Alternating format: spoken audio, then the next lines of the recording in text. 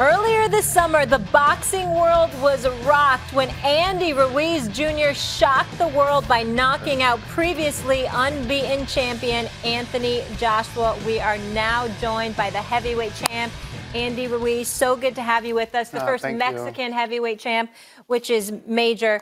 Let me ask you this. What do you say to those that underestimated you based on your physique?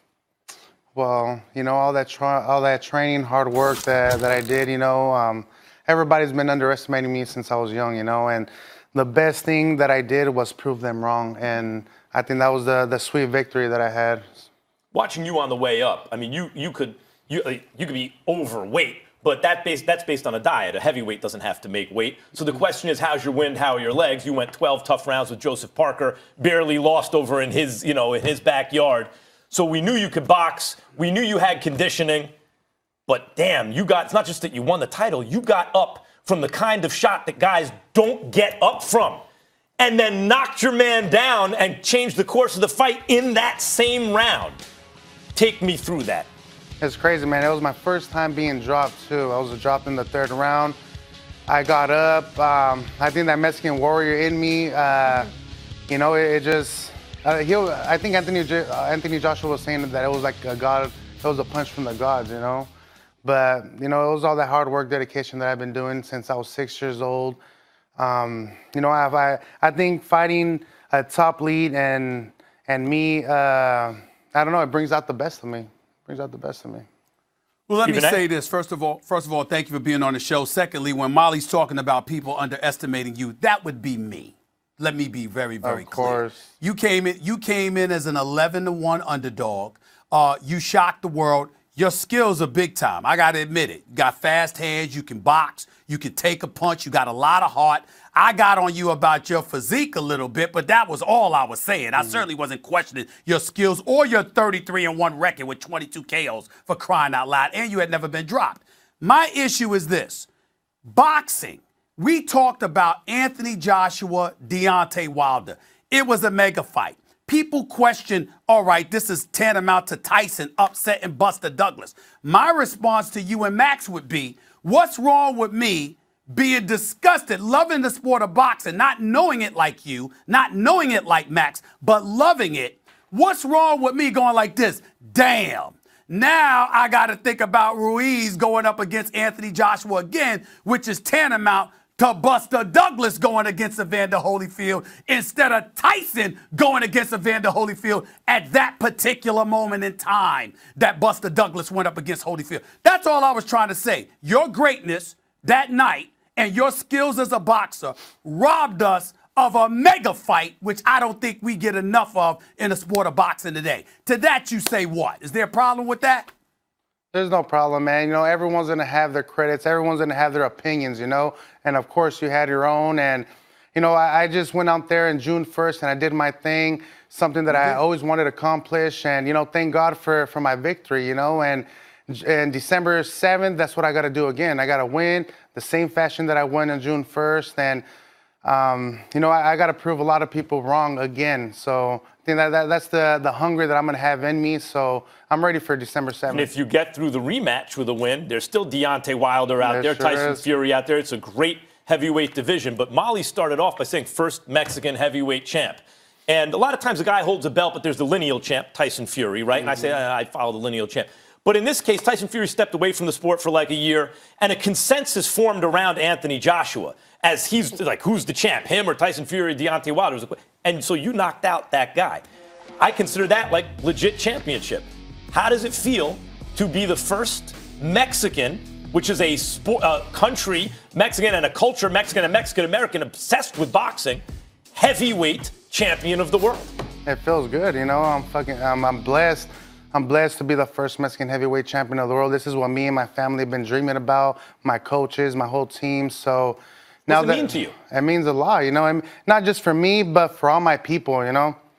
Not just for me, but for all my people. And, you know, it's just a big blessing, dude. Big blessing. I got to admit, I tell you what I'm hoping for. I'm hoping for a sensational performance, whether it's by you or Anthony Joshua, just to justify a mega fight. That's what I'm after in boxing, and I just want to know from both of y'all. I mean, I got to get on both of y'all about this. I mean, listen, not you so much, Andy, because listen, you got to go out there and perform. And again, you can really, really fight. You're gonna kick a lot of tail, ain't no doubt about that. I ain't taking anything away from you. But there's something to be said about a mega fight, and I think that a repeat performance by you could potentially give us that with you and Wilder. Max, Andy, do you feel that way? That the next fight has to be handled in similar, if not even more spectacular fashion in order for y'all to keep the attention that the heavyweight division had before you knocked out Anthony Joshua? Of course, man. I got to win December 7th the same way. You know, I got all the 4 belts. All I'm missing is the WBC belt, and Wilder has it. So, you know, I don't want to look past Anthony Joshua. I don't want to underestimate him at all. So I think I just want to focus on him, get that win, and maybe fight Wilder, Fury. So, but whatever happens is going to happen is going to be for a purpose. I mean, Andy makes great fights, Stephen A., because he's the rare heavyweight that moves his hands in combination, which is at that division what I look for. Does a guy just not throw 1s and 1-2s? Can he put 4, 5, 6 punches together and sustain that pace throughout a 12-round fight? We've seen that from Andy Ruiz, but even on the way up, you could see. I mean, Andy, I hope you know, he's a fat guy who can move his hands and fight, right? Like, there have been heavyweights. Muhammad Ali was the first fat heavyweight who could really fight during, you know, in his second career. Sometimes he'd come in 225 and he'd look kind of sloppy and still have those skills. So, and throughout the 80s, Greg Page and these guys. But, Andy, I want to talk about that for a second because there are some guys who can do that but are still better off when they're physically in better shape. Do you feel that applies to you? In other words, some guys are just, you know, they carry the extra weight. It don't matter. But usually, if you don't see it, it means they're in better shape and they do better. How do you feel about that yourself? You know what? For that fight in June 1st, I wanted to gain a little bit of weight. I wanted to be strong because Anthony Joshua, he's really big. I wanted to be strong. I wanted to have that power. So, but for this fight, I am going to slim down. I am going to get in way better shape. Plus, we have a longer training camp because of the first fight, we only had a month and a half. So this time we have more training camp and more time. So for sure, I'm going to be in better shape. I'm going to feel a lot better. And if I'm lighter, of course, I'm going to have more ability, more head movement, more speed. So I think that's the good plan. Because on your way up, I watched you closely on the way up, real quick, Stephen A., and you didn't impress me as a power puncher.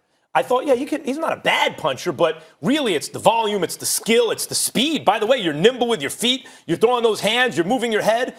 And then all of a sudden against Anthony Joshua, when he had you ready to go, you came out with Vladimir Klitschko couldn't stop him, who was a devastating puncher. But you did. Where did that power come from? Is that a permanent feature of your game? Like Anthony Joshua said, it was the punch from the gods, the power of the gods, and you know, all the hard work and dedication, you know, being hungry, being motivated, wanting those belts, wanting to be the first Mexican heavyweight champion.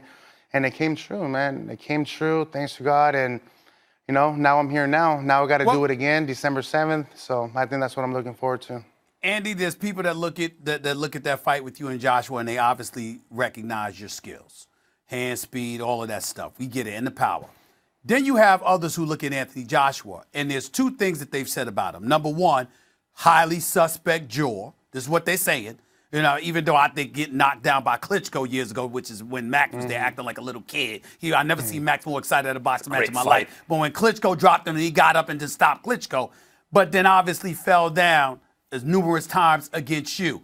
But I also saw an Anthony Joshua that actually looked gassed before you hurt him.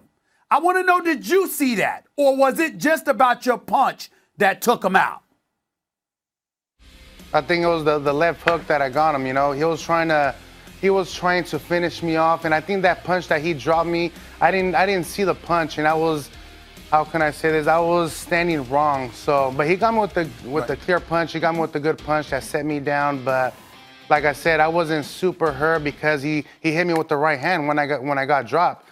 So I ate the punch and I stayed in the pocket. I stayed in the game, and then I got him with the clean left hook, and that's when the whole fight changed and it was on my side. Andy, they're like Anthony Joshua's a gold medalist, Deontay Wilder bronze medalist. They achieved at a very high level in the amateur game, and they're talented and big, but they started late, right? And what I saw when Joshua got up was a guy without a deep amateur background, fighting you, a guy with a deep amateur background. So he was the athlete and he hurt you. But when you got up and you started exchanging, you had that amateur background muscle memory. Everything was to the target and your hands were just going, and his was not the same.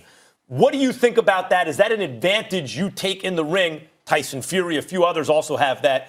Is that an advantage you take in the ring against a lot of heavyweights? Of course I do, and me being fast and throwing a lot of combination, I think that's what helps me out a lot. And I think everyone underestimates me until they get in the ring, and then they see the ability that I have in there. And once they get punched, like Mike Tyson said, everybody has a plan until they get hit. That's exactly what happened. All right, so you know what it is to be an underdog. You know what it is to be a champion. You know what it is to have all this nice ice. So help us with this. We are going to pick the Super Bowl, ladies and gentlemen. Stephen A., season kicks off tonight, Thursday Night Football. Who you got this year? It's down in Miami. It's going to be crazy. I'm not sleeping on my Steelers. Can't ignore New England, but I'm going to go with Patrick Mahomes and the Kansas City Chiefs.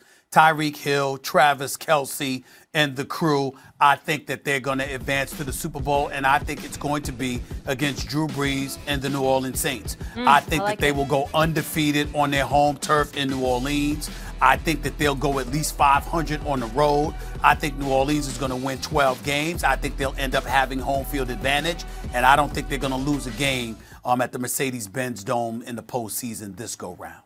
Drew Brees versus Patrick Mahomes in the Super Bowl, but I reserve the right to change my mind once watching my Steelers. Yeah, by the way, I don't think this is the smart guy pick, but from either one of us, because, usually the next season's not exactly like the last, but I'm not going to overthink this one. Patrick Mahomes and all the skills position players you just named, a year more experience. I thought they deserved to beat the Patriots last year when Tom Brady threw the interception to end the game and a pre-snap penalty cost the Chiefs. They'd have been in the Super Bowl. I think they would have won. I like the Chiefs to get there. And the Saints, we've all been kind of calling the Saints the last couple of years, but I think this is their year. They stopped the run.